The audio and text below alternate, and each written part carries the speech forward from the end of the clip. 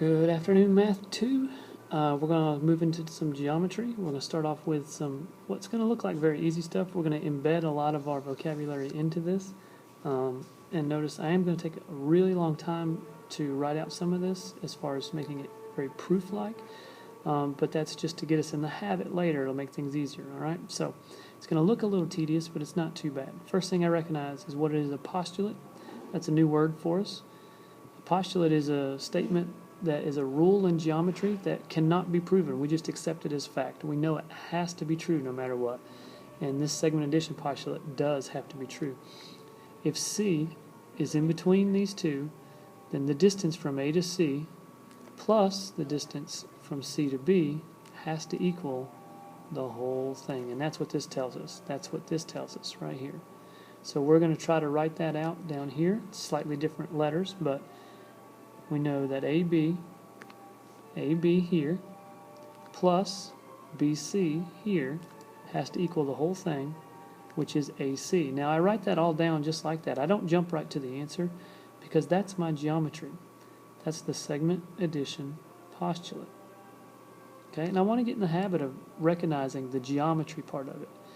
Now, we know that we can switch from geometry to algebra by simply plugging in what we know. AB is 2.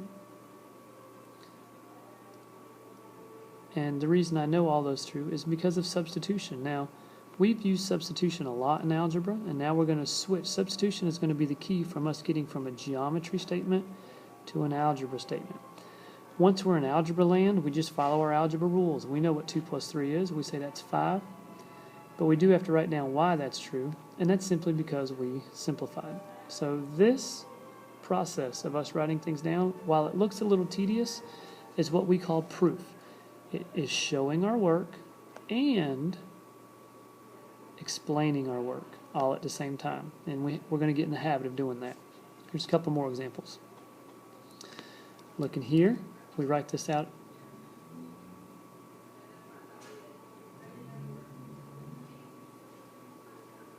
All right, starting off, the segment addition postulate tells us that xy plus yz has to equal xz. So this red piece plus the blue piece has to equal the whole piece.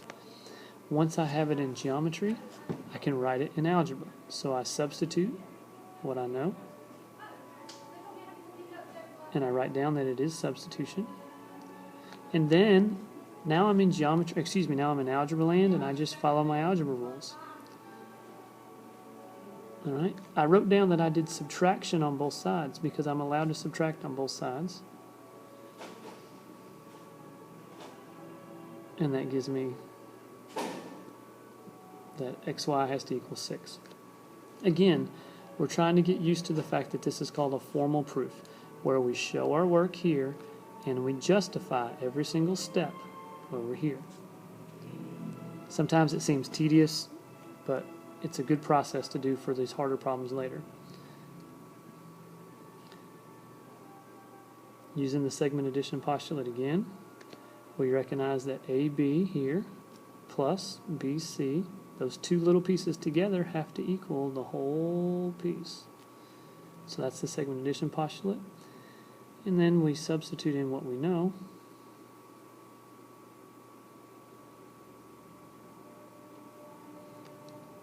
And what I mentioned here was, in geometry, we always center our measurements. So since this 8x was centered, it must be talking about AC. So that's how I knew that AC was the 8x. From here, we'd use our algebra. And if I subtract 3x from both sides, I get 15 equals 5x. And then, of course, I'm going to divide both sides, which is another property, to find out that x equals 3.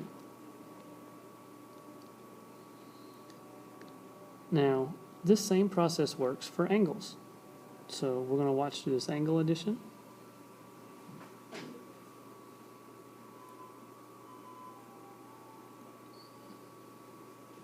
And what it's trying to tell me is that DAC, which is DAC, plus CAB, this one, has to equal the whole thing together. So the whole thing together is right there. And that's what the angle addition postulate's trying to tell us. All right? With substitution,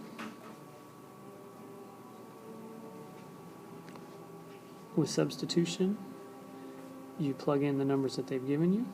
Now notice I didn't jump right to the answer, because the answer doesn't come until after I simplify. All right. Now, we're just going to get in the habit of this again, writing down our work and then justifying all of our steps. A couple more. Here, I want to highlight what it is that I know.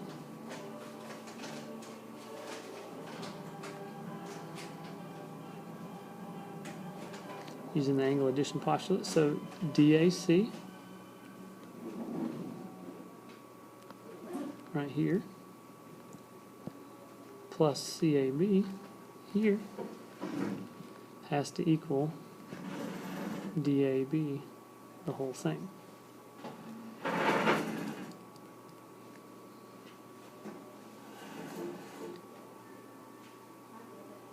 Now I plug in what it is I know by substitution.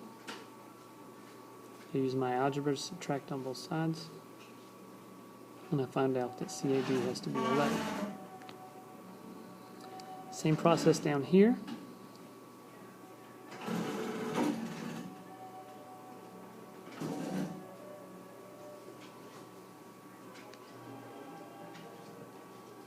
Okay. And I recognize that this piece right here, this 50, was given to me. Okay. Sometimes we write that down that it's given, but recognize anything that's in a picture, either written in a picture or actually in a picture, is what we call given information. And I can use any given information. At this point, I'm going to use my algebra. And since combining like terms is a perfectly legitimate algebra move, I can use that as a reason and then continue to show my work.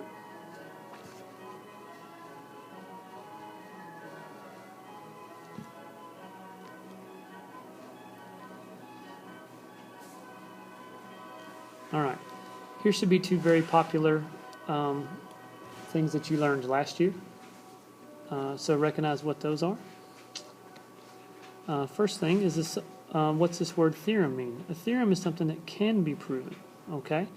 Now, we know lots of theorems. We know the Pythagorean theorem, and now we're going to talk about the supplementary and the complementary theorem and other theorems. But a theorem is something that can be proven, whereas a postulate cannot be proven, but they're still both facts. Some of us wonder what this box means. We remind ourselves that that box means it's a right angle. And then here's a special vocabulary word too. Okay, I told you we were going to put our vocabulary in our notes.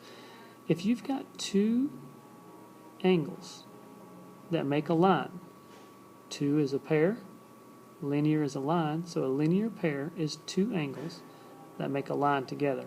They are always supplementary, but a linear pair is another word for supplementary angles. And down here we've got a fancy word, collinear. I just want you to say that. Collinear looks like that, collinear. And of course co means both or together, and linear is a line, so we're talking about things that together make a line.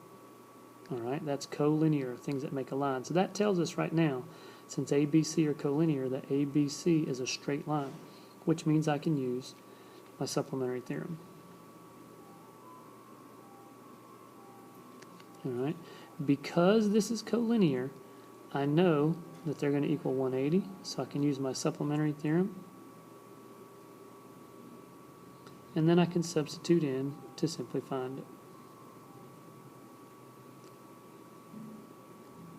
Now I want to make a note here that I showed my work a little different on this step, didn't I? I did x plus 24 by substitution, but I didn't actually write minus 24 minus 24. I just jumped to the answer, but I still did the subtraction. So we need to make sure that we write down that we did the subtraction. This is probably the most common way of showing our work.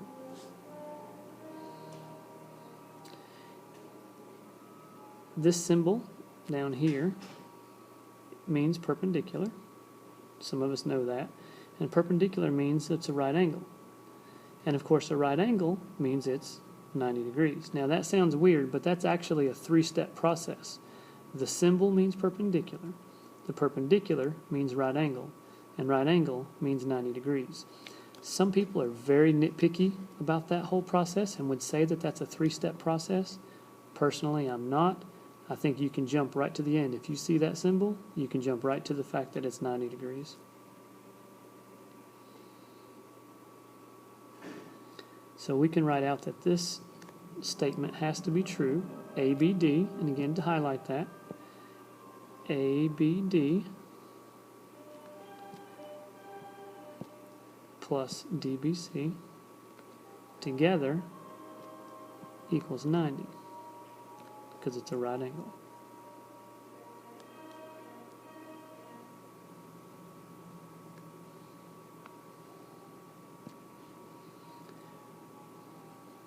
From there on out, it's just algebra, and we write down the substitution and then the subtraction to get 40. All right. The last thing to look at really is going to be our vertical angles. Now, vertical angles is something you most certainly covered in the 7th and 8th grade. So we remind you what a vertical angle is if you're looking at these pictures. Vertical angles have the same vertex. So right here they have the same vertex. And their angles are made up of what we call opposite rays. So the two oranges face in opposite direction and the two greens face in opposite directions. And that makes 1 and 3 vertical angles, and it also makes 2 and 4 vertical angles, and that's what we have here. The vertical angle theorem tells us that those two angles must be equal to each other. So you can see that we have 2 vertical angles.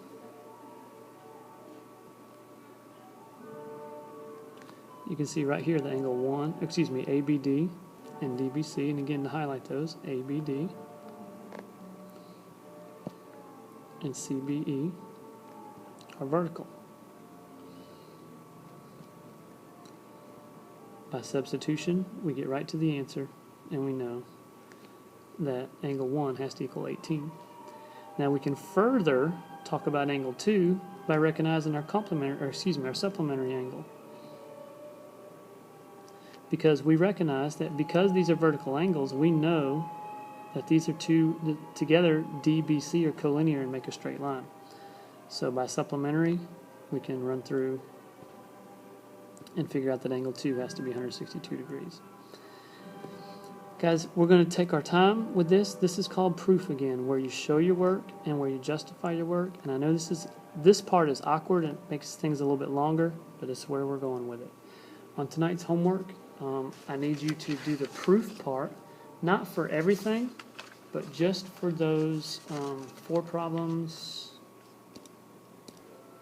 For your homework tonight, just 17, 18, 19, and 20. 17, 18, 19, 20, I want you to show with a formal proof where you show your work and you show your reasons, but everything else you can just show and do your work however you need to get the answer. All right, we'll see you tomorrow.